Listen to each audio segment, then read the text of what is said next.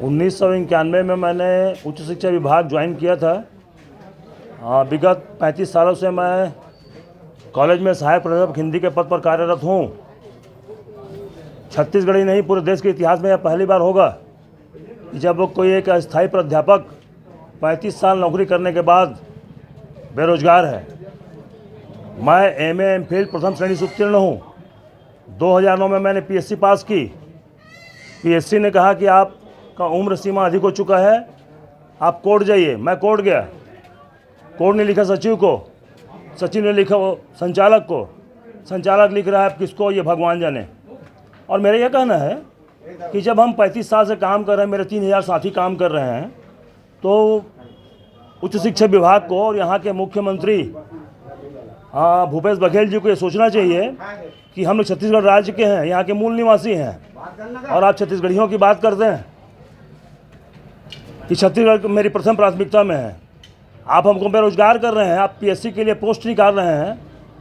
एक 35 साल से पढ़ाने वाला आदमी कहाँ से अयोग्य है, ये मैं भूपेश बघेल जी से पूछना चाहता हूँ कि माननीय भूपेश बघेल जी, आप बताएं कि मैंने 35 साल में कॉलेज पढ़ाकर बच्चों को कलेक्टर बनाया, तहसीलदार बनाया, एसडीएम बनाया, समाज को मैंने बहुत कुछ दिया, लेकिन आपने मुझको क्या दिया? बेरोजगारी, बेकारी। और मेरे को ही नहीं, ऐसे मेरे जैसे एमए एमफिल पीएचडी किए हुए कम से कम 3000 सहायक प्राध्यापक हैं, जिनके भविष्य के साथ ये कांग्रेस सरकार जो है वादा खिलाफी कर रही है। इनके नेता, इनके जो वरिष्ठ नेता हैं माननीय राहुल गांधी जी, उन्होंने भी कहा था रायपुर की सभा में कि हम चुनाव जीतेंगे और जितने भी अनियमित कर्मचारी हैं उनको नियमित कर देंगे। कहाँ किया इन्होंने नियमित? हमारे टीएस बाबा जी, टीएस सिंहदेव जी ने अपने मैनिफेस्टो में लिखा है। ये दूसरों के मैनिफेस्टो की बात करते हैं कि ये अपने मैनिफेस्टो का पालन नहीं करते। कांग्रेस गवर्नमेंट कहाँ अपने मैनिफेस्टो का पालन कर रही है? मैं इनको बहुत प्रेम से कहना चाह रहा हूँ, तो सरकार, ये जो छत्तीसगढ़ की सरकार है, मैं भी छत्तीसगढ़िया हूँ। अब मैं ये पैंट शर्ट नहीं पहना, देख लीजिए आप, मैं भी धोती और ये बंगाली में हूँ। इसको कहते हैं छत्तीसगढ़िया बेस। और ये जो सरकार है जो छत्तीसगढ़ की बात कर रहे हैं, कह रहे हैं कि मैं किसान हूँ। अरे तुम रमन सिंह नकली किसान है कि भूपेश बघेल नकली किसान है? ये मेरी समझ में तो नहीं आ रहा है। इनको समझ में नहीं आता कि शिक्षा विभाग क्या है, हमको किस पर कितना खर्च करना चाहिए। हमने गलती किया साहब, आपको वोट दे करके, आपको चुनाव जिता करके, लेकिन ध्यान रखिए आपकी जो सरकार है ना 3 साल और चलेगी मात्र। उसके बाद आप कहाँ जाएंगे? जहाँ आप आज रमन सिंह जी है ना, वहीं आपका भी स्थान होगा, ये आप मान के चलिए।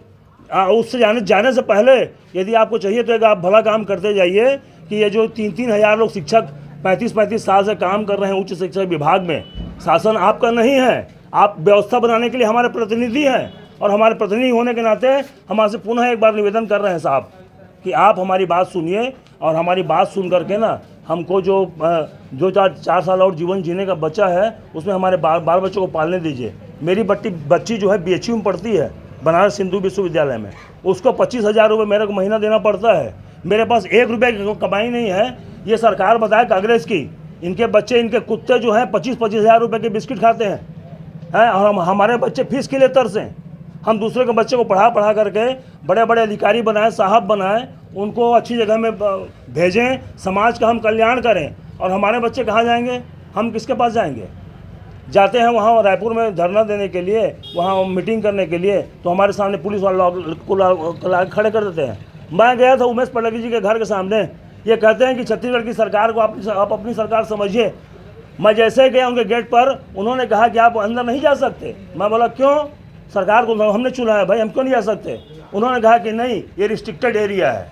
आज जो चुनाव जीत गया मिस्टर उमेश पटेल, तो वो रिस्ट्रिक्टेड एरिया हो गया। और इतने दिनों से जब गली गली घूम रहे थे तो कह रहे थे कि हम आपके भाई हैं, बहन हैं। ये इनका दोहरा चाल और चरित्र जो है कुछ दिनों के लिए है, ये ज़्यादा दिन चलने वाला नहीं है। संभल जाएंगे तो इनकी भलाई होगी। ये जन कल्याणकारी कार्यों की ओर आगे बढ़ें। हम भी चाहते हैं कि छत्तीसगढ़ में कोई अच्छी सरकार आए, लेकिन मुझको विश्वास है ये जो किसानों को बोरा नहीं दे सकते, उनका धान नहीं खरीद सकते, ये जो चमचों से घिरे हुए लोग हैं, रेवड़ी की तरह बांट रहे हैं पदों को। कोई मूर्ख व्यक्ति है उसको फलाना आयोग का अध्यक्ष, वो कोई आ रहा है उसको ढिमका आयोग का कुलपति, ये सब ये क्या कर क्या रहे हैं ये लोग? तो इनसे मेरा नम्र निवेदन है कि आप यदि न्याय की बात करते हैं तो अन्य तरह की आय की ओर मत मुड़िए। अन्याय की ओर मत मुड़िए आप। आपको यदि न्याय करना है तो आप सही न्याय कीजिए, हमको भी न्याय दीजिए ताकि हम अपने बच्चों को पाल पोस सकें। बस मैं इतना कहना चाहता हूँ।